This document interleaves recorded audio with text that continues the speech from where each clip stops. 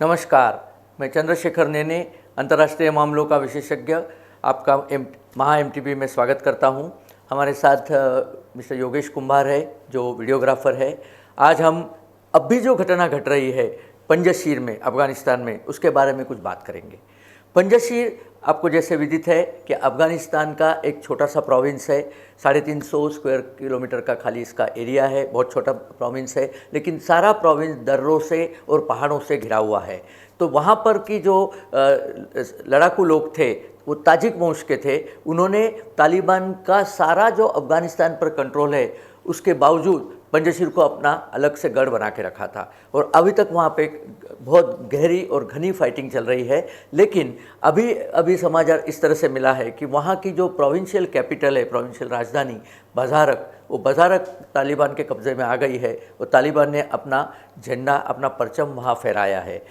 लेकिन इसके बावजूद अमीरुल्लाह सालेह, जो अफ़गानिस्तान के वर्किंग केयरटेकर प्रेसिडेंट है, वो वहाँ से भाग के ताजिकिस्तान पहुँच गए। वो खुद ताजिक वंश के हैं और वहाँ से उन्होंने बताया है कि हम अपने लड़ाई हारेंगे नहीं और हम इन्हें चैन से बैठने नहीं देंगे। और एक्चुअल जो लड़ाई कर रहे हैं अहमद मसूद, वो अहमद मसूद ने अभी फेसबुक पे बताया है कि वो ज़िंदा है, वो फाइटिंग जारी है, और जहाँ जहाँ जो स्ट्रैटेजिक इम्पॉर्टेंट लोकेशन है, वहाँ सामरिक महत्व के ठिकाने हैं, वहाँ पर फाइटिंग जोरों शोरों से जारी है। तो अभी पूरी तरह से पंजशीर गिरा है ऐसे लगता नहीं, पूरी तरह से पंजशीर पराजित हुआ है ऐसे नहीं लग रहा। लेकिन शायद अगले कुछ दिनों में पंजशीर को अपना स्वतंत्र अस्तित्व बनाए रखना कठिन हो जाएगा, कारण कि वहाँ पर उनको लड़ाकुओं को जो हथियार चाहिए होते हैं, वो हथियारों का तांता बना रहना होता है, लेकिन वो बना नहीं रह सकता क्योंकि पंजशीर को पूरी तरह से अफ़गानों ने और तालिबानों ने घेर रखा है।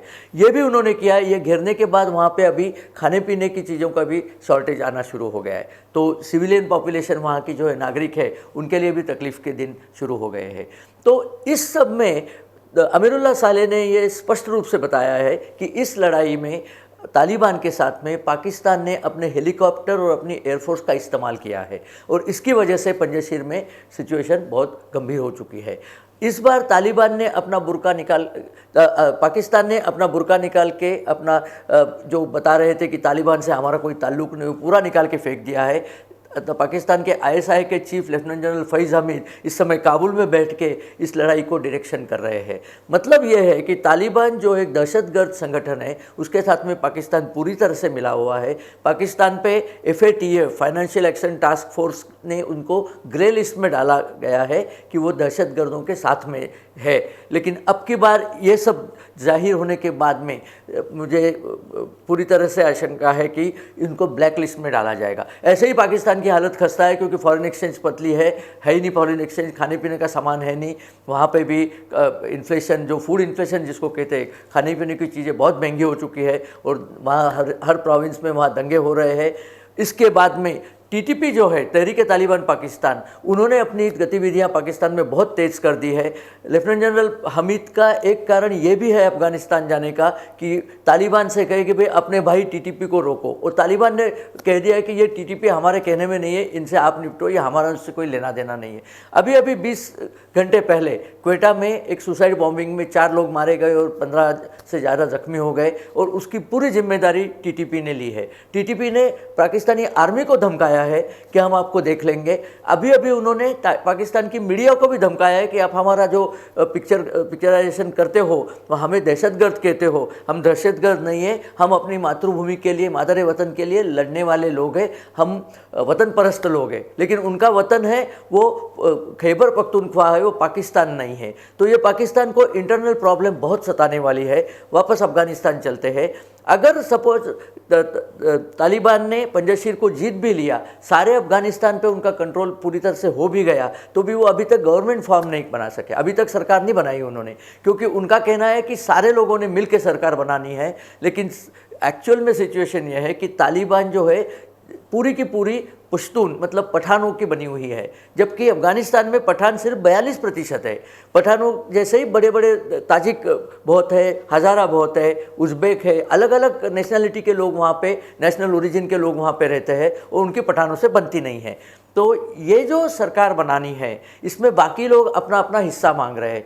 और तो और पाकिस्तान में जो एक टेररिस्ट ग्रुप है, दहशतगर्द ग्रुप, जिसको पाकिस्तान सरकार सपोर्ट करते हैं, जिसको हक्कानी नेटवर्क कहा जाता है, वो लेफ्टिनेंट जनरल फैज़ वहाँ जाके तालिबान को बता रहे कि इनको भी बड़ा कोई तुम ओहदा या महकमा दे दो गवर्नमेंट में, जो मुल्ला बरादर को मंजूर नहीं है, क्योंकि मुल्ला बरादर को पाकिस्तान से ज़रा भी प्यार नहीं है। 8 साल तक तो पाकिस्तान ने उन्हें जेल में रखा था। तो ये झगड़े चलते रहेंगे, इनकी सरकार ठीक से बनने वाली नहीं। अच्छा, सरकार बन भी गई तो पैसे कहाँ है? इनके पास बिल्कुल धेला नहीं है, क्योंकि इनके जो 10 अरब डॉलर्स थे वो पूरे के पूरे अमेरिका में फ्रीज हो गए हैं। इनके पास पैसा बिल्कुल नहीं है, अमेरिका पैसा ढीला कर नहीं रहा है, अंतर्राष्ट्रीय संगठन इनको पैसा दे नहीं रहे हैं, कहीं से भी हेल्प आ नहीं रही है। अभी से इन्होंने भीख मांगना शुरू कर दिया कि हमारे लोग मर रहे हैं, क्योंकि वहाँ पे अभी अकाल पड़ा हुआ है, तो खाने पीने के लिए सामान नहीं है, दवाइयाँ नहीं है। तो यूनाइटेड नेशन को जाके इन्होंने भीख मांगना शुरू कर दिया है। तालिबान ने तो यहाँ तक कह दिया कि यूनाइटेड नेशंस के जो भी लोग आएंगे उन्हें हम सुरक्षा प्रदान करेंगे, उनको कोई हाथ नहीं लगाएगा। मतलब ये तुर्रा ये कि आप हमें भीख दो और हम आपको भीख जब आप दोगे तब हम आपको मारेंगे नहीं, इस टाइप की कुछ बातें चल रही है। इसमें एक ही देश का फायदा हो रहा है, वो है चीन। चीन ने, जैसे मैंने पहले भी एक वीडियो में कहा था कि तालिबान जब पैसे की मुश्किल में आएगा उसे दुनिया में कोई भी पैसा देने वाला नहीं, उसे सिर्फ चीन पैसा देने के लिए तैयार है। लेकिन चीन है साहूकार, तो चीन ब्याज पे पैसा देगा, चीन इन्फ्लुएंस का पैसा देगा, चीन उनकी सारी खनिज संपत्ति निकाल लेगा। और ऊपर से चीन ने उनको बताया है कि ईस्ट तुर्किस्तान इंसर्जेंट मूवमेंट, मतलब जो दहशतगर्द चीन को तकलीफ देते हैं शिनजियांग में, उनको तालिबान शरण न दे। आज भी ई टीम के मेंबर छुपने के लिए अफगानिस्तान आए हुए हैं। अब वो सब डर रहे हैं क्योंकि उन्हें अफगानिस्तान से तालिबान बाहर निकाल देगा। तालिबान कहेगा तुम हो इस्लामी, मुझे कुछ लेना देना नहीं, मुझे अपना देश देखना है, और पैसे चाइना देने वाला है तो चाइना हमारा माई बाप है, जैसा चाइना कहेगा वैसा हम करेंगे। ऐसी ही चीज़ पाकिस्तान आज तक कर रहा है। पाकिस्तान ने आज तक विगर मुस्लिमों के बारे में एक शब्द नहीं बोला। इमरान खान उसके बारे में बोलते ही नहीं है, क्योंकि उनका जो बाप चाइना है वो उनके सर पर डंडा लेके खड़ा है, वो कुछ कर नहीं सकते। तो मिलजुल के लगता ये है, कुल मिला के ये लगता है कि अफगानिस्तान का भविष्य गृह युद्ध की तरफ जा रहा है। सिविल वार वहाँ होना लाजिमी है, क्योंकि अलग अलग ग्रुप्स के अलग अलग इंटरेस्ट होते हैं। वो गवर्नमेंट में अगर आएंगे नहीं तो वो एक दूसरे से लड़ेंगे। तालिबान की पूरी पठान सत्ता वो कभी भी स्वीकार नहीं करेंगे। और इसको देखते हुए आज तो ऐसे लग रहा है कि यहाँ पर बहुत डायनामिक और बहुत एक्सप्लोजिव बड़ी स्फोटक सिचुएशन है। और इसके लिए भारत ने क्या करना चाहिए, तो भारत ने बिल्कुल करेक्ट चीज़ करी है। भारत ने बिल्कुल सावधानी से इसकी तरफ देख रहे हैं। कई लोग यहाँ कह रहे हैं कि हमने नॉर्दर्न अलायंस की मदद क्यों नहीं की। हमने इसलिए नहीं की कि तालिबान और हमारे साथ में एक जिसको कहते हैं अनरिटर्न समझौता ऐसा हुआ है कि हम अगर अफगानिस्तान के अंदरूनी मामलों में दखल नहीं देंगे तो तालिबान भी कश्मीर में अपने लड़ाके नहीं भेजेगा। इस टाइप की बातें पहले से हो चुकी है। तो हम ओवरटली, मतलब ओपनली तो नॉर्दर्न अलायंस की मदद कर भी नहीं सकते, क्योंकि हमारी वहाँ से सीमा भी सटी हुई नहीं है। तो हमें अभी तक तो वेट एंड वॉच की पॉलिसी ही करनी पड़ेगी, और जो आज हम कर रहे हैं।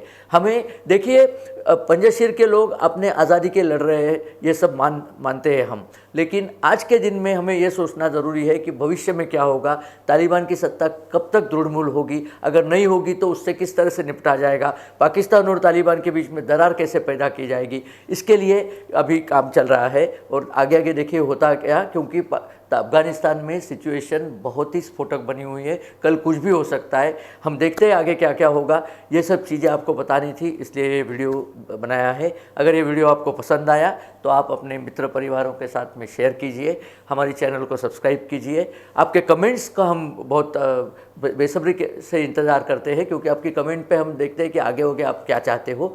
और हमारा बेल आइकॉन आप अगर दबा दोगे तो आपको हमारे वीडियो की इत्तिला तुरंत मिल जाएगी। धन्यवाद।